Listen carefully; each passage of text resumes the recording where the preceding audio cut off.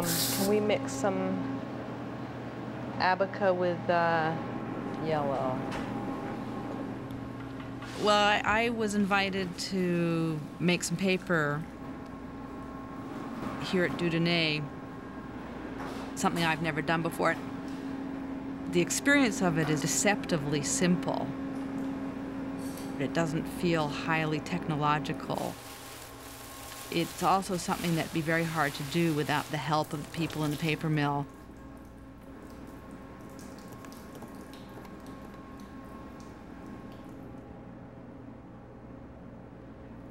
Paul has a lot of experience with paper and with all the techniques and history of papermaking.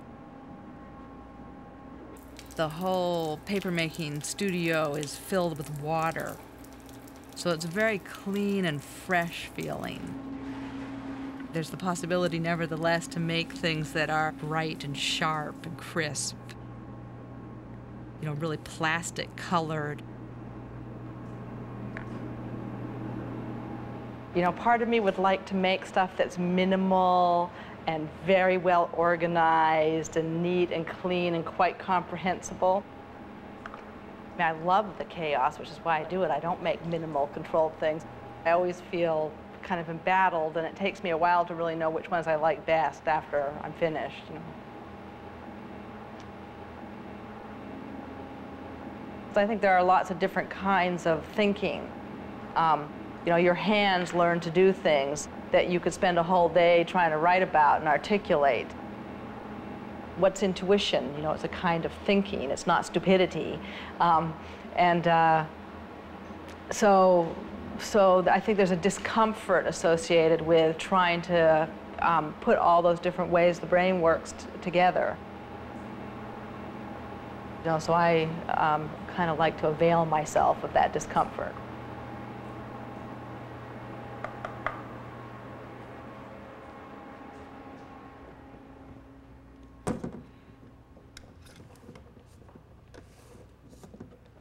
You know, I like being in the studio alone.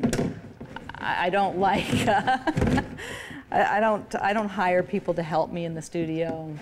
And, you know, when I do the installation work, I have to work with people to get things done on time and to do things that I couldn't do by myself. And in here, I like to be alone. I mean, part of the parameters I work within are that I can carry the stuff up here by myself and do everything by myself. And it's odd to be in the studio and not know what you're going to do.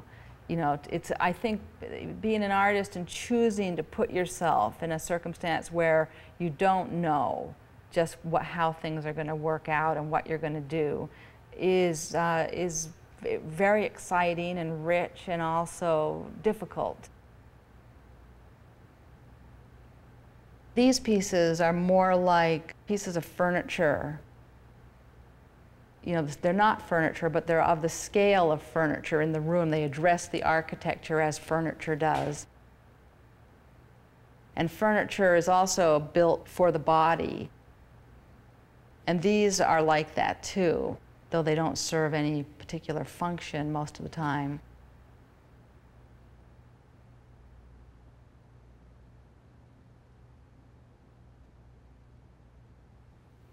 I love plastic.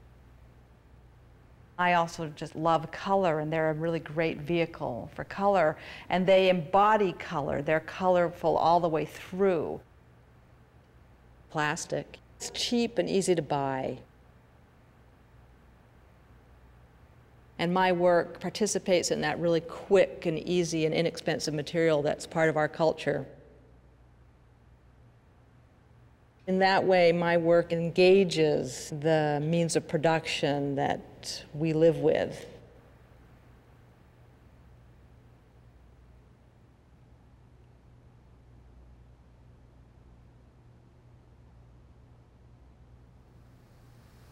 At the outset, my work was about as nonverbal as you could get.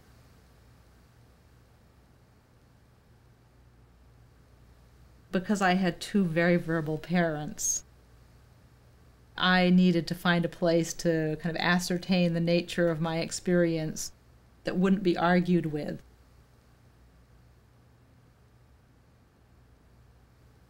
To work with the physical world was a place to do that.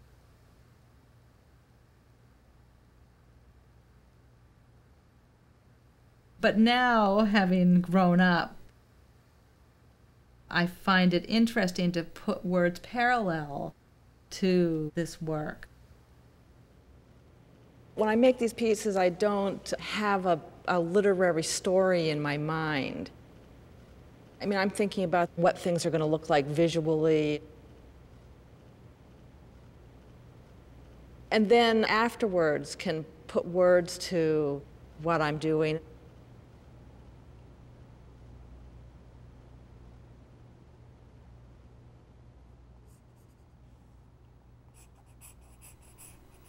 Drawings are a way of planning what I'm going to do, a way of putting myself in the space and thinking about being in the space and mapping out what's of interest in the space for myself.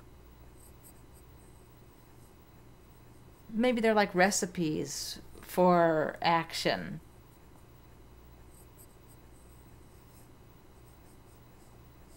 In the studio, I don't have a plan, but for the installation work, I need to have enough things planned so that I make use of the time I have.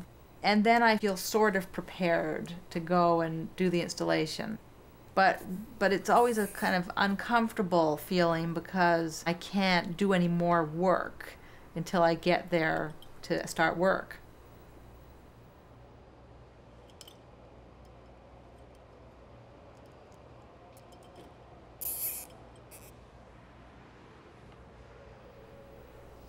I mean, this pile of light bulbs here, I've done that before and had some sense of what that would be like.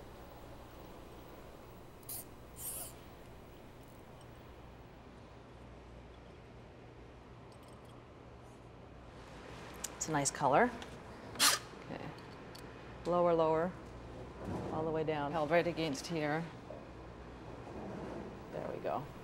It's being responsive to what's there, or what materials we actually were able to find, the sizes of everything, what the colors look like. I mean, it's like setting myself down with a bunch of different color paints and starting work. Many things could happen. Went shopping last night to find something blue. You know, I didn't want another cooler. There's a lot of colored plastic, geometric shapes in coolers, but I'm using all those coolers out there. And I wanted something blue and plastic, something that had this color that wasn't very specific. You know, that was like, you didn't right away think, oh, it's and this seemed kind of perfect, so I was lucky. Refrigerators and freezers, I've always enjoyed because they are the place of food in a house. And food and cooking has to do with loving and giving in a family. But also freezers and refrigerators are cold and frozen, and that has to do, if you have an emotional mirror, that has to do with withholding and not loving. So for me, they kind of embody that duality, which is probably also in the gallery. The gallery and our institutions of art are both full of possibility and extraordinary feeling, and they also put art in a place of remove. So it has less power in some ways than if it weren't removed. In my work, I'm interested in systems and how things are geometric or systematically organized.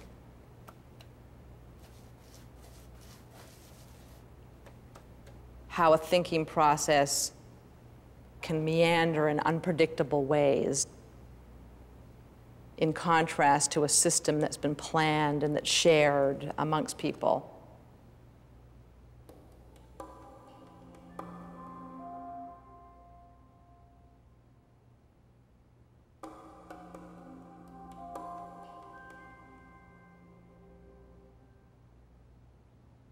I wrote a little text about this piece.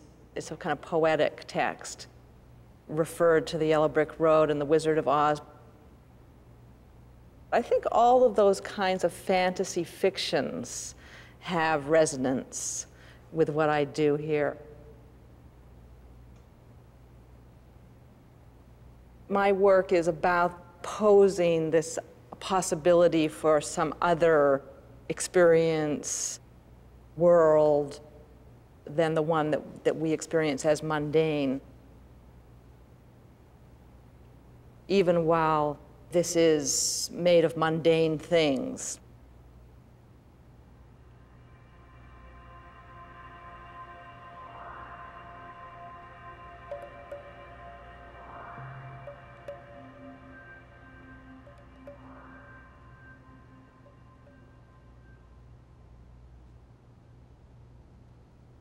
My work's really about pleasure. It's not always pleasurable to make it. Sometimes it's excruciating and it's hard. And I think that pleasure matters a great deal. I mean, I think what kids do that's play is a kind of learning and thinking. And it's a kind of learning and thinking that's doesn't have a predetermined end. So I think I'm involved in that.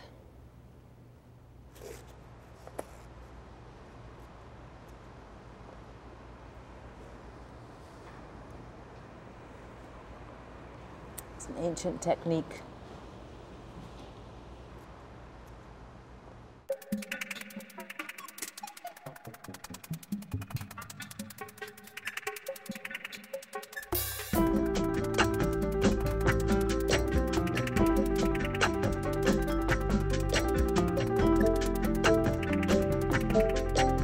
To learn more about Art 21, Art in the 21st Century, and to download the free Educator's Guide, please visit PBS online at pbs.org.